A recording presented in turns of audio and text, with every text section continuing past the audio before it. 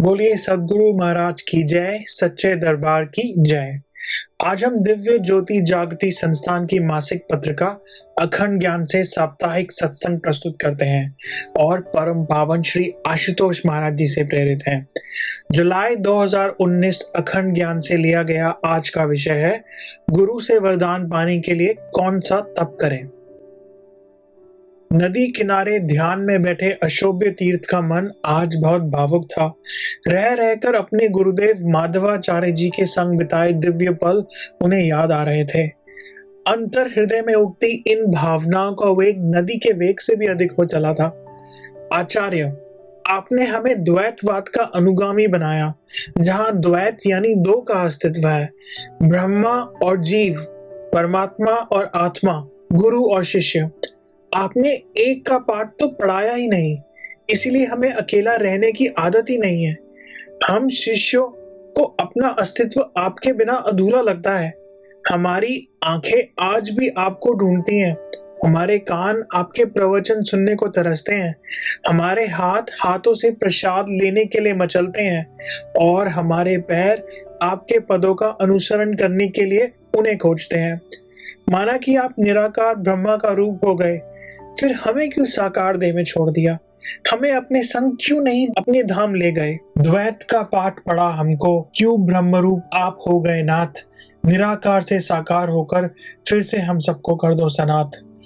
अशोभ्य तीर्थ इस भाव सागर में गहरे उतरते ही चले जा रहे थे कि तभी बाहर से कुछ शोर हुआ। उन्होंने शोर की दिशा में जब देखा तो पाया कि एक युवक घोड़े पर सवार हो हवा को चीरता हुआ नदी की ओर बढ़ता चला आ रहा है। देखते ही देखते वह युवक घोड़े समेत पानी में उतर गया। अरे, कहीं यह युवक डूब न जाए, इसी चिंता में व्याकुल हो अशोभ्य तीर्थ एकाएक अपने स्थान से उठ खड़े हुए, पर इससे पहले कि युवक को रोक पाते वह पानी में और गहरा उतर गया, इतना कि पानी घोड़े की गर्दन तक आ गया। पर युवक की घोड़े पर पकड़ इतनी मजबूत थी कि घोड़ा गहरे पानी में होने के बावजूद भी संतुलन बनाए खड़ा रहा। फिर इस युवक ने घोड़े पर बैठे बैठे ही पानी पिया। अशोभ्य तीर्थ अब चिंता से ज्यादा उत्सुकता से सारा दृश्य देख रहे थे। जब उस युवक ने अच्छे से पानी पीकर प्यास बुझा ली, तब वो उसी शान से बाहर निकल आया। इससे पहले कि वह अपने घोड़े को उड़ा ले जाता, अशोभ्य तीर्थ के मुख से सहसा ही निकल गया, सुनो युवक, क्या तुम पिछले जन्म में बैल थे जो इस तरह नदी में उतरकर पानी पी रहे थे? अशोभ्य तीर्थ ने तो यह संबोधन बस यूं ही दे दिया था, या शायद किसी दिव्य योजना के तहत उनके मुख से दिलवा दिया गया था। पर इधर जैसे ही ये शब्द उस युवक के कानों में पड़े तो कुछ अजब सी घटना घट गई। उसे लगा जैसे उसके मनोभूमि को किसी ने जोर से झकझोरा है, इतनी जोर से कि उसमें भूकंप आ गया है और गत जन्म की गहरी धसी स्मृतियां उखड़ आई हैं। उसके स्मृति पटल पर एक दृश्य उभर आया, इतना स्पष्ट, इतना सजीव कि उसे लगा जैसे वह उसी का अंग है। उसने देखा कि वह बैल के रूप में गाड़ी में जुता हुआ है। सामने से माधवाचार्य अपने शिष्यों के संग उसी की ओर बढ़ रहे हैं। आचार्य को आते देख उसके मन में खुशी की लहर दौड़ गई, यही सोच के कि आज आचार्य अपनी सेवा में उसका उपयोग करेंगे, उसकी गाड़ी में विराजमान होंगे। उससे सेवा के भाव मूक होते हुए भी इतने प्रखर थे कि आचार्य अपना स्नेह लुटाए बिना रह नहीं पाए। गाड़ी में बैठने से पहले वे उसके पास आए। उसने नम आंखों से गर्दन झुकाकर आचार्य को नमन किया। आचार्य उसे प्यार भरी थपकी देते हुए बोले, चलो, हमें अपने गंतव्य तक ले चलो। यही कहकर आचार्य शीघ्रता से गाड़ी में बैठ गए। पीछे पीछे कुछ शिष्य भी माधवाचार्य जी के भाष्यों के साथ गाड़ी में चढ़ गए। निश्चित ही जिस आनंद और गर्व की अनुभूति गरुड़ को अपने श्री नारायण का वाहन बनने पर होती है, नंदी को महादेव के आसीन होने पर होती है, वही आज इस बैल को भी हो रही थी, क्योंकि आज उसके आराध्य अपने शिष्य और भाष्यों के संग उसे वाहन बनाकर उस पर आरूढ़ थे। यात्रा आरंभ हुई। अब जहां पूर्ण सद्गुरु और शिष्यों का समूह साथ हो, वहां आध्यात्मिक प्रेरणाओं की सरिता ना बहे, ऐसा तो हो नहीं सकता, यह असंभव है। आचार्य अपने शिष्यों को द्वैतवाद के गहरे सूत्र समझाने लगे और फिर बोले, जिन शास्त्रार्थों और चर्चाओं में तुम हमारे साथ जाते हो, उन्हें ध्यान से सुना करो। जिन सूत्रों को हम रखते हैं उन पर चिंतन किया करो। आने वाले समय में तुम सबको ये सूत्र मानव समाज तक पहुंचाने हैं। आचार्य की आंखें जैसे भविष्य का अवलोकन कर रही थी, उनमें आशाएं भी तैर रही थी और अनंत करुणा भी। इधर बैल भी आचार्य श्री के शब्दों को ध्यान से सुन रहा था, साथ साथ अंतर हृदय से यह प्रार्थना भी रखता जा रहा था, गुरुवर, आपको अपने शिष्यों से कितनी उम्मीदें हैं। काश मैं भी आपकी यह सेवा कर पाता, पर कितना बुद्धू हूं। आपने प्यार क्या दिया, मैं अपनी औकात ही भूल गया कि मैं तो बैल हूं, जो होता तो जड़ और मूढ़ बुद्धि है। इतने में गंतव्य स्थान आ गया। विद्वज्जन बड़ी संख्या में वहां एकत्रित थे, जिनके समक्ष आचार्य को प्रवचन देने थे। सभी शिष्य जल्दी जल्दी आचार्य के आसन इत्यादि की व्यवस्था करने लगे। इतने में एक शिष्य आया और बैल को दूर छाया में बांधकर उसके आगे चारा डालने लगा। पर यह क्या, बैल तो जोर जोर से सिर हिलाने लगा, रस्सी खींचने लगा, चारे की तरफ तो देख तक नहीं रहा था। न जाने यूं बिगड़ क्यों रहा है। शिष्य समझ नहीं पाया, जल्दी में था, इसलिए बैल को उसके हाल पर छोड़कर चला गया। इधर बैल रोने लगा, अश्रुओं की धारा बह चली, इतनी कि सामने पड़ा सूखा चारा भी भीग गया। तड़पते हुए बैल ने प्रार्थना की, आचार्य, माना कि मैं जड़ बुद्धि हूं, आपके गहरे वचनों को समझ नहीं सकता और न ही समझा सकता हूं, पर आपने ही तो अभी गाड़ी में कहा था कि आपके सभी शिष्यों को ध्यान से आपके भाष्य सुनने चाहिए। तो क्या मैं इतना पतित अभागा हूं कि आपके वचन सुन तक नहीं सकता? यह मेरा कैसा दुर्भाग्य है। इस दर्द का अनुभव इतना गहरा था कि वह युवक गहरी सुबकियां भरने लगा और इसी के साथ उसकी तंद्रा टूट गई। उसे अपने अतीत की सारी स्मृति हो चुकी थी। उसका रोम रोम आज पुनः उसी बेचैनी और तड़प को महसूस कर रहा था। वह अशोभ्य तीर्थ के चरणों में गिर गया और बोला, आपने ठीक पहचाना, मैं पिछले जन्म का बैल ही हूं, पर अब आपकी शरणागत हूं। कृपा मुझे स्वीकार करें, मेरे इस जीवन को किसी प्रकार से माधवाचार्य जी के सेवा कार्य के योग्य बना दें। आज जब वो भूली दास्ता याद आ गई, दिल में बड़ी बेचैनी, बड़ी तड़प छा गई। मन रो रो कर यही गुहार करने लगा, हे प्रभु, मुझे अपने सेवा के काबिल तो बना। अब स्मृति कोश में गोता लगाने की बारी अशोभ्य तीर्थ की थी। युवक की बात सुनते ही उनकी आंखों के सामने सालों पहले घटी एक घटना ऐसे सजीव उठी जैसे कल ही की बात हो। उस दिन गुरुदेव माधवाचार्य मंचासीन थे। विद्वानों की सभा सामने सज चुकी थी, सभी व्यवस्था पूर्ण हो गई थी, सारे शिष्य भी उपस्थित थे, परंतु फिर भी आचार्य अपना प्रवचन आरंभ भी नहीं कर रहे थे। ना जाने मौन क्यों नहीं तोड़ रहे थे। उनके नेत्र बड़ी व्यग्रता से किसी को ढूंढ रहे थे। फिर उन्होंने अपने शिष्यों की ओर प्रश्नवाचक दृष्टि से देखा। जो शिष्य बैल को छाया में बांध कर आया था, उसी पर जाकर उनकी नजर रुक गई। उस शिष्य ने हाथ जोड़कर धीमी सी आवाज से पूछा, क्या कोई व्यवस्था अधूरी रह गई है आचार्य, या फिर कोई सभा में आने से छूट गया है? जो किसी के विचारों तक में भी नहीं था, श्री माधवाचार्य जी ने उसके विषय में पूछा। वो हमारा बैल कहाँ है? शिष्य, आचार्य, उसे तो मैं वहां छाया में बांध आया हूं, साथ ही चारा भी डाल आया हूं। मैंने सोचा कि इतनी लंबी यात्रा करके आया है, फिर संध्या काल में लौटना भी है, यहाँ पर वो अच्छे से विश्राम कर लेगा और चारा भी खा लेगा। बस इसी विचार से आचार्य, अभी उसे तुम्हारे इस विचार की नहीं, हमारे विचार सुनने की आवश्यकता है। जाओ उसे यहाँ लेकर आओ, हम तभी अपना सत्संग आरंभ करेंगे। तुम सब नहीं जानते उसका यहाँ होना कितना महत्वपूर्ण है। आज जो मत हम रख रहे हैं, उन्हें भविष्य में जन साधारण तक पहुंचाने में उसकी विशेष भूमिका होगी।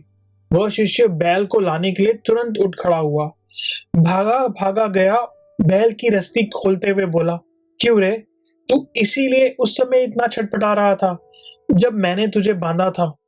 आगे से मैंने तो यह बात कांट बांध ली है, चाहे खुद छूट जाऊं, पर तुझे सबसे पहले श्रोतागणों में बिठा कर आऊंगा। दोबारा आचार्य से मुझे डांट का प्रसाद नहीं लेना। बाकी शिष्य भी आचार्य की बात सुनकर हैरानी से एक दूसरे को देख रहे थे। एक शिष्य फुसफुसाते हुए बोला, पहले तो मुझे गुरुदेव की शास्त्रों की चर्चा ही गूढ़ लगती थी, पर अब तो साधारण बातें भी समझ नहीं आती। ना जाने किस भविष्य की ओर इशारा कर रहे हैं गुरुदेव। एक बैल के लिए इतने विराट उद्गार, भला एक पशु इतने गूढ़ सूत्रों को क्या समझ पाएगा? और समझ भी गया तो उसकी भाषा लोगों को समझ आएगी? मुझे समझ में कुछ नहीं आ रहा। पास में बैठे अशोभ्य तीर्थ ने कहा, आचार्य की बात को बुद्धि से नहीं समझा जा सकता। हमारी दृष्टि में भले ही वह एक बैल है, जड़ बुद्धि है, निरा पशु है, परंतु आचार्य का किस जीव से क्या नाता है यह तो वही जानते हैं। गुरु के वचनों पर कभी संशय नहीं किया जा सकता। इतिहास साक्षी है। सदगुरु सहज रूप में भी यदि कुछ कह देते हैं तो तीनों लोग, यह समूची प्रकृति उन्हें सिद्ध करने के लिए बाध्य हो जाती है।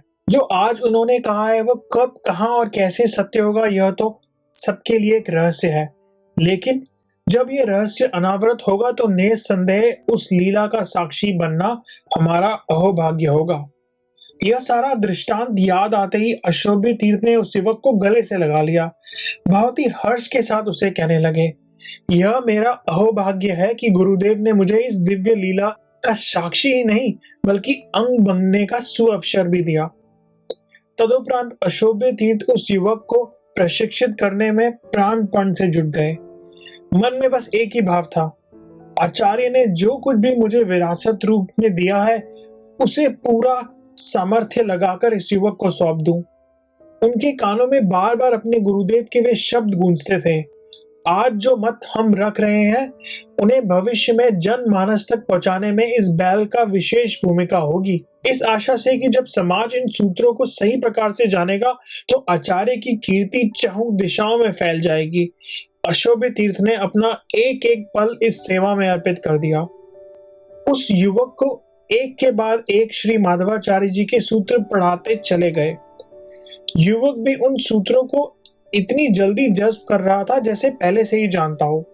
फिर उनमें गहरा उतरकर उनसे ज्ञान की ऐसी मणियों को निकाल कर लाता कि सब शब्द रह जाते। करते करते वह समय आ गया जब गुरु के शब्द पूर्ण रूप से सत्य सिद्ध हुए। उस युवक ने, जो जयतीर्थ नाम से जाना गया, श्री माधवाचार्य जी के सूत्रों की बेहद मार्मिक व्याख्या समाज के सामने उजागर की।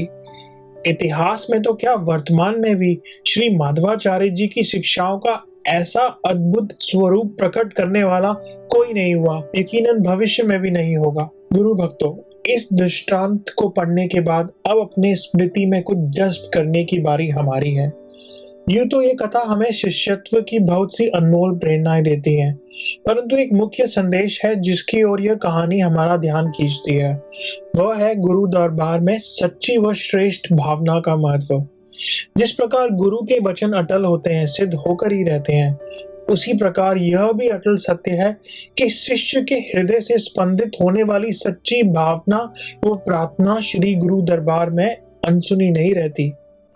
यह बात पूर्ण रूप से प्रमाणित है कि गुरु दरबार में यदि किसी चीज का सबसे अधिक मूल्य है, प्राथमिकता या महत्व है, तो वह है शुद्ध भावना।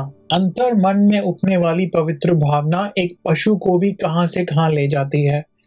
गुरु उसे उसकी भावना के आधार पर क्या से क्या बना देते हैं, इसका अनुमान वह जीव स्वयं भी नहीं लगा सकता।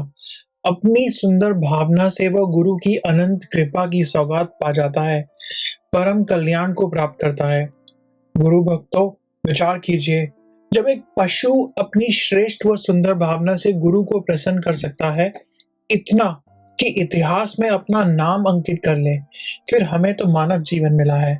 समय के पूर्ण सद्गुरु भगवान मिले हैं, उनसे महान ब्रह्म ज्ञान मिला है, और तो और गुरु दरबार में उनकी सेवा करने का अनमोल अवसर भी मिला है। अगर इन सब के बाद भी हम अवसर का लाभ उठाने में चूक गए, अपना निर्माण करने में चूक गए, तो हमसे बड़ा दुर्भाग्य किसी का नहीं होगा। तो क्यों ना हम सब पूरी भावना के साथ अपनी भूमिका निभाएं। गुरु दरबार में जो सेवा मिली है उसका सुंदर, श्रेष्ठ व सच्ची भावना एवं प्रार्थना के संग निर्वाह करें। यकीन मानिए, यह एकमात्र सूत्र हमें हमारे आराध्य की प्रसन्नता दिला देगा, हमारी साधकता को, शिष्यत्व को, भक्ति को पूर्णत्व प्रदान करके सफल बना देगा। इस तरह के और अधिक लेख पढ़ने के लिए हमारी मासिक पत्रिका अखंड ज्ञान 3 भाषाओं हिंदी, अंग्रेजी और पंजाबी में उपलब्ध है। आप विवरण में उल्लेखित लिंक पर क्लिक करके पत्रिका की सदस्यता ले सकते हैं।